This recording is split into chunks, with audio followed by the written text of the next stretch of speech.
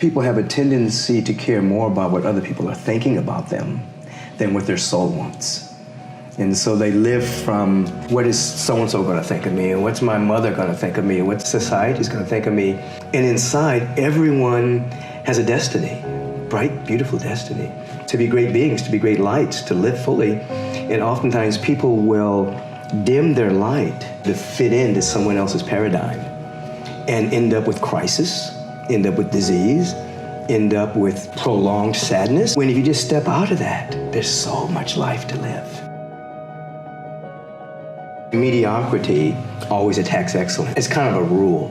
No one's attacking a couch potato. If you're sitting on the couch eating potato chips and getting fat and doing nothing, no one says anything. Mm-hmm. But the moment you start to walk toward your dream and you start to break habits, you start to change relationships that no longer serve that dream, you start to be talked about. Now, many people are afraid of failure, which really means that they're afraid of being ridiculed. Mm-hmm. But once you become aware that you're going to be ridiculed if you fail, and you're going to be talked about if you succeed, then you can be able to put that aside. If you go for it and you fall, oh, he went for it and he didn't make it. Or if you go for it and succeed, they'll say, oh, it was luck, whatever they say about you. So once you get out of your mind or become aware that people are going to talk about you either way, then you go for it. And at the end of the day, you are different because you went for it. That you going for it actually brings out latent powers and gifts and talents within you that can't come to bloom unless you go for it. So then when you reach your next mountaintop, and mountaintops are endless, when you reach your next peak, who's with you are the people that are supposed to be with you or could be with you based on what you have become. Now you go for another peak. You keep your heart open. You never just jettison people out of your life. Your heart is open, but you're constantly growing and unfolding. It's not just achieving the goal. It's actually who are you becoming on the way to bringing that goal into manifestation. And then your new becoming, you have a different vibration. And now the people at that vibration are hanging with you. They support, they love, they appreciate you, they cheer you on, rather than tear you down. If you're living in a paradigm of scarcity and lack, you tear people down. If you're living in a paradigm of abundance and opulence, there's enough for everybody, you cheer people on. So your success makes me happy. I'm not in the paradigm of thinking that because you succeed, there's less for me. I'm in the paradigm of thinking if you succeed, it's a shining example. What he did is possible. Some people's mission is to teach, heal, inspire, uplift, to create some level of art that's going to inspire.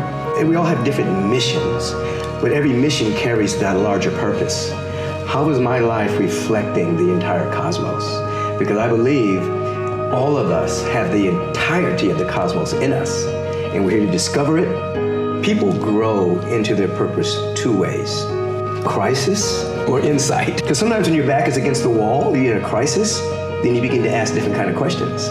Why am I here? Why do I keep doing the same thing over and over? And then you start to open up that there's something bigger that has your name on it, that's calling you. And sometimes people grow through it, they have an insight, they get inspired. Something happens and they're able to see, wow, my life is more than what I thought it was. Your pain pushes you until your vision pulls you. We're actually pushed by pain until we're pulled by a larger vision. First of all, you have to break the practices, the habits of mediocrity, just living a life in which I'm protecting myself. Why me? What's wrong? Who's to blame? Those questions keep you very narrowly focused. Everybody's looking for a scapegoat. It's his fault. It's my parents' fault. They have a very limiting scope of perception.